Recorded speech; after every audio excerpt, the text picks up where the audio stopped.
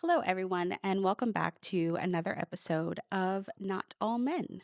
I'm your host, Jerry, and today we're going to be talking about the darkest example of unchecked male power in music, which is something that has been a topic, of course, with Diddy and Chris Brown. I've made some other videos about that situation, but this one is more of a true crime case that it kind of got kicked up again because recently this person was unalived in prison. And the story has been kicking up again of people being reminded of his crimes. And I'm talking about Ian Watkins. I'm talking about singer and musician Ian Watkins. I have my husband and my notes sitting in this direction because sometimes it's just nice to have somebody to talk to because I get anxious. So if you see me looking in this direction, it's either looking at my husband or I'm looking at my notes. So here it goes. But today we'll be talking about the Ian Watkins story, how it is some of the darkest things that have happened in the music industry, and how for so long his reign of terror was completely unchecked. And what does that say overall about the music industry and the way that it protects men?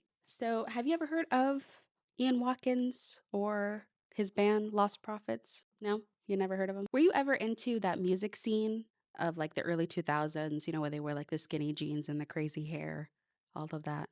So, when you see a rock star, you see glamour, stadiums, screaming fans, magazine covers, you see the glamorous side, the side that is very engaging. But what you also see is power. Hi, Otto. With that power lies something darker underneath, something that is hidden beneath the roar of guitars, the chants of fans, and magazine covers. This story, again, is about Ian Watkins, once the frontman of the band Lost Prophets, a band that sold millions of albums, played festivals worldwide, and inspired hopeful, passionate fans with their lyrics and music. But behind this facade was a man who used his influence and power and fame and trust to commit some of the most heinous crimes that the UK has ever seen. Crimes against children, babies, and even the very fans that claim to trust and love him. Manipulating mothers to do heinous things to their children and babies, and all of it is just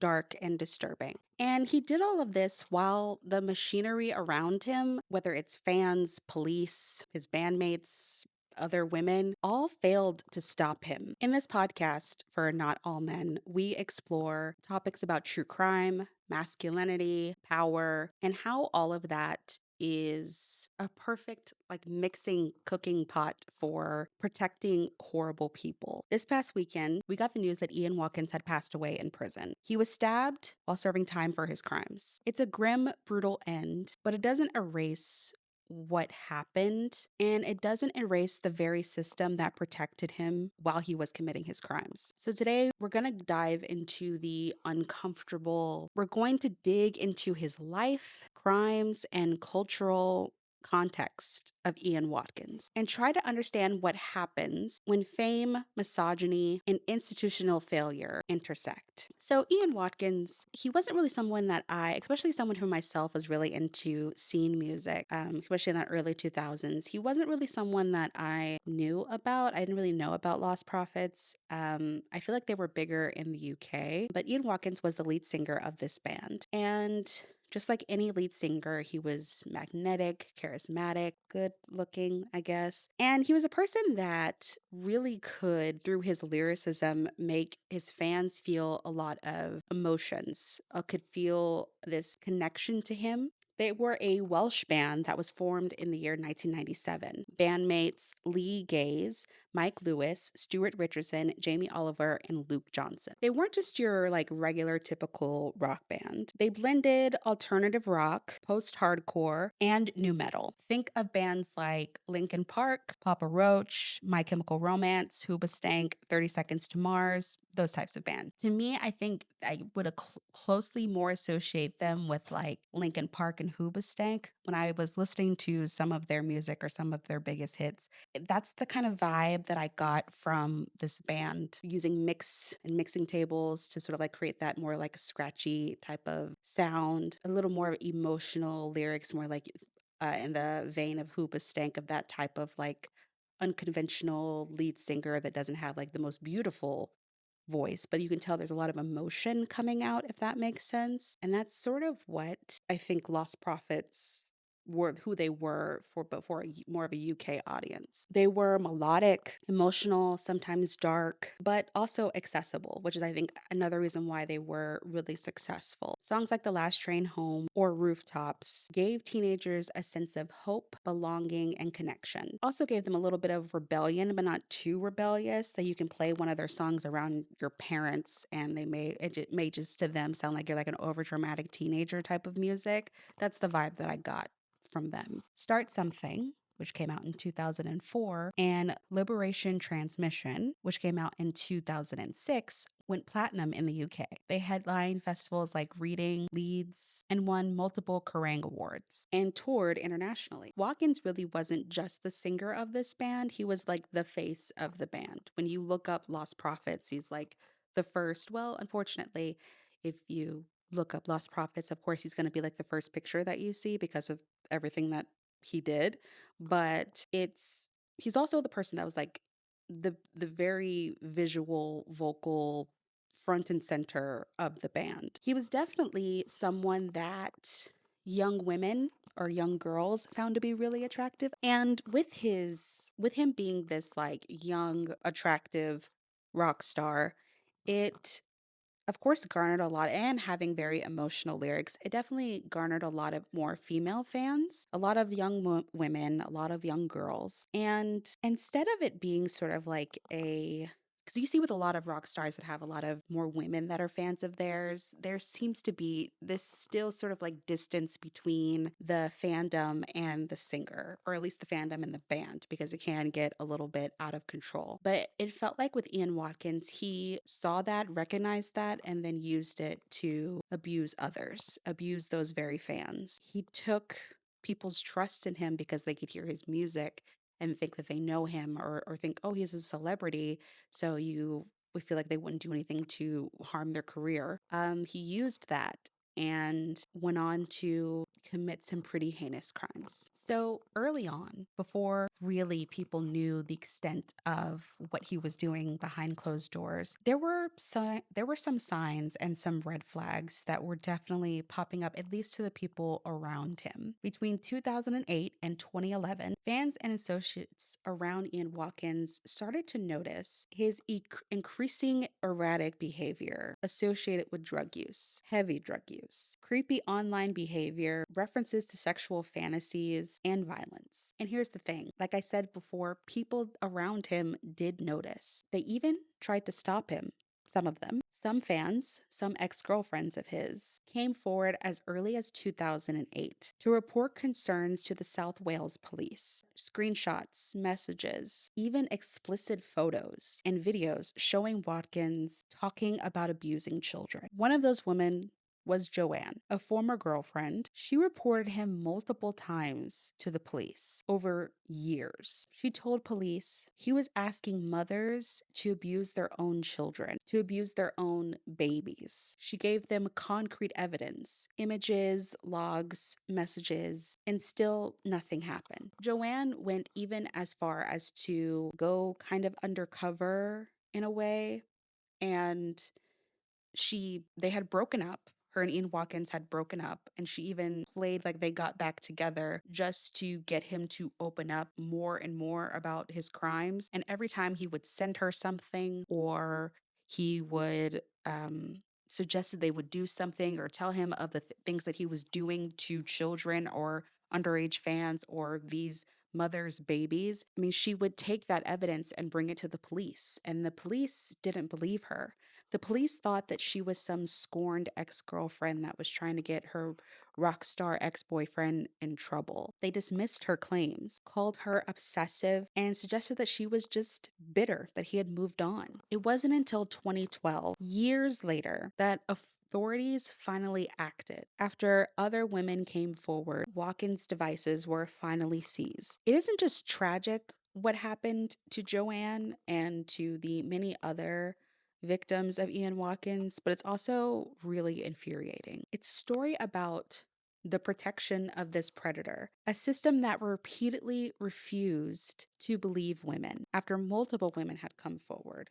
and talked about the very crimes he was committing, not ones that he had done in the past, but ones that he was actively committing at that moment. And the police didn't do anything. The police didn't investigate him until years later when people were coming forward all the way in 2008. So the story of Ian Watkins isn't just talking about him as the disgusting human being that he was, but it's also talking about the very system that was in place to protect him. That is also a big discussion about this case. If people were coming out about him all the way back in 2008 and he was still even then able to tour, use his fame to then go on to abuse other people, there needs to be more people accountable for the very crimes that he committed and how he was able to be protected. By 2011, Watkins' crimes had escalated. He began abusing children, infants even, with the cooperation of two women, mothers and fans, who were mothers and fans of his. He manipulated them, but still,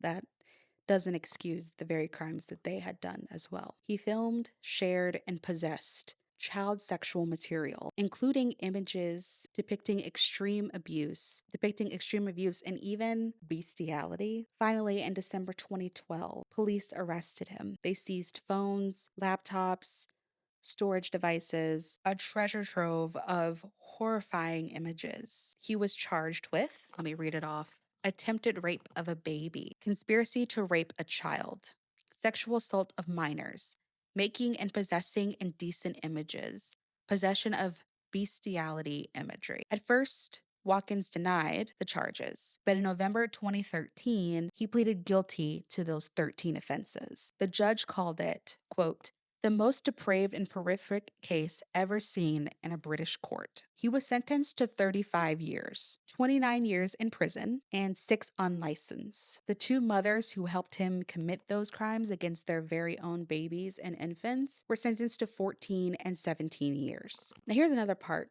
of how uncomfortable this case is. Watkins didn't act alone, not in a legal sense, but in a cultural sense. There were countless repeated police failures. 8 separate reports were made to the South Wales Police between the years of 2008 and 2012. An IPCC report later confirmed the police missed opportunities, which could have led to an arrest years earlier. There's also the discussion about the shields of celebrity. Fame gave Watkins a cloak of protection. Fans, law enforcement, and even industry insiders assumed deep down that a successful rock star could never commit acts like this, even though what we've seen in history when it comes to the music industry, and in particular with the rock music industry, that there are quite a few individuals with some very shady pasts that they've either bragged about or known about or have participated in or have seen others participate in.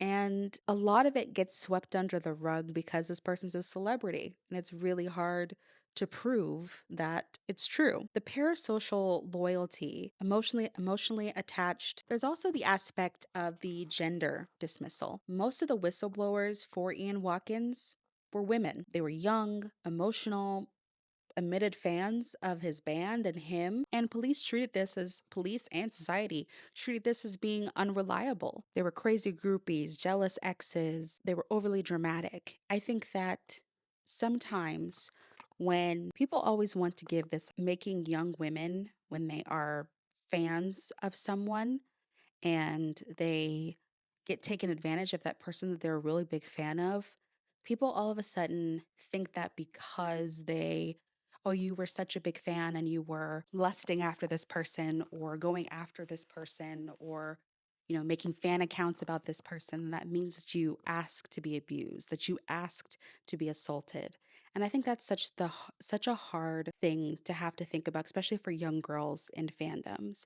We've seen that a lot happening recently with we saw it happening a lot during the Me Too movement, but I remember when the Me Too movement hit a lot of those bands that were a part of Warped Tour. And part of people were trying to have this conversation of being like, well, they were backstage and they were back where the buses are. And what did they think was going to happen? And I think that you would hope that the adult in the situation, doesn't matter what band it is or what famous person it if you're an adult, you know this is wrong. You know that this type of relationship is built off of this power dynamic, not only because you're famous, but also because you're a lot older than this young girl.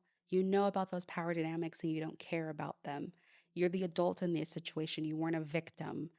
And so I think that's the tough part about, especially women who are in fandom spaces that are usually more male dominated, or at least if those males that are more male dominated, you a lot of the time will excuse the very abuse that you go through because they think that just because you're a fan, that means that you put yourself in harm's way, that you did this to yourself. And I think that's the most troubling part of all of this as well, the way that that is just so dismissed when it comes to this topic. There's also the discussion about industry silence.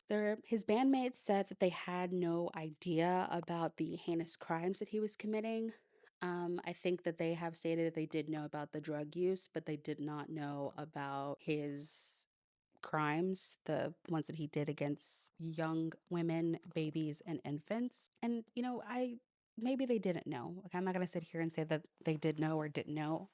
I'll take their word for it, say that they didn't know. But insiders later admitted Watkins' drug abuse and erratic behavior, like some of those very uncomfortable jokes that he would make about minors, was all public. It was an open secret. It was widely known that he had a drug problem. It was one of the reasons why there was so much tension in the band, but also he was making some of those crude jokes like in interviews. The industry tolerated it, normalized it, and they brushed it off. It was classic rock star behavior until it crossed the line that could never be unseen.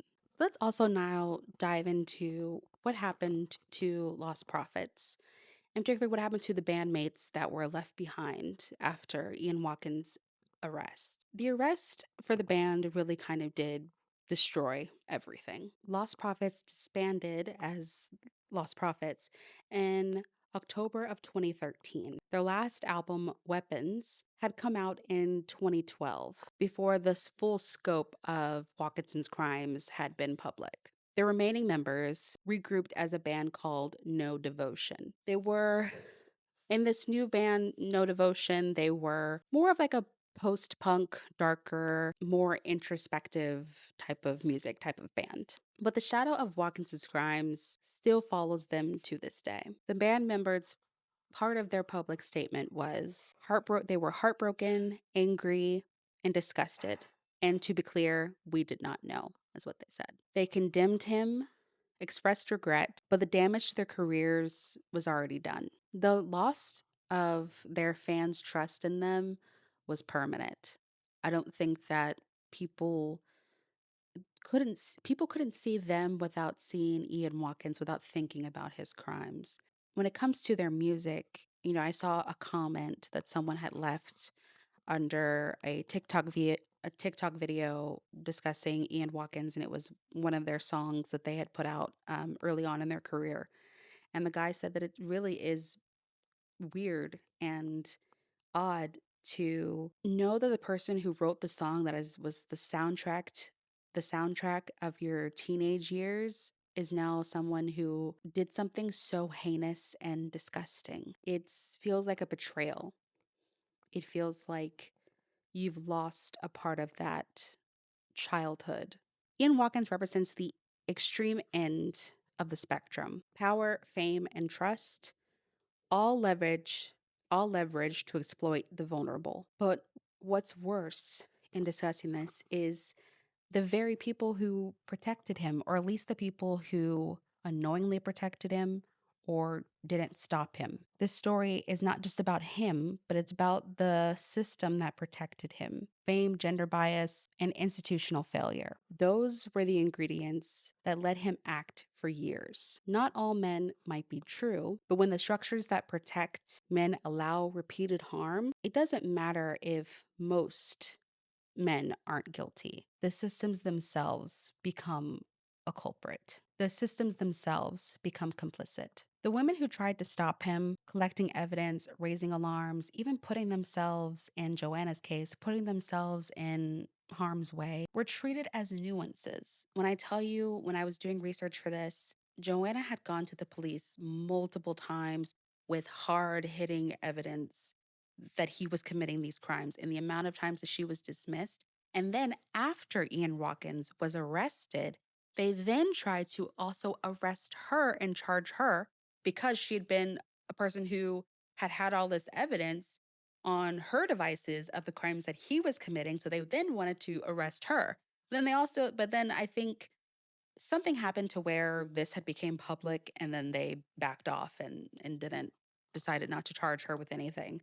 But it was just so disgusting the way that they treated her and the many women who tried to come forward to tell them to be the whistleblowers to get him off the streets years before the police even freaking cared. Police dismissed them, doubled down, fans doubted them, the industry ignored them because, again, they pointed this out all the way back in 2008, and the band still went on to be a band years later. And in that space, in that silence, in that disbelief, the harm he committed escalated.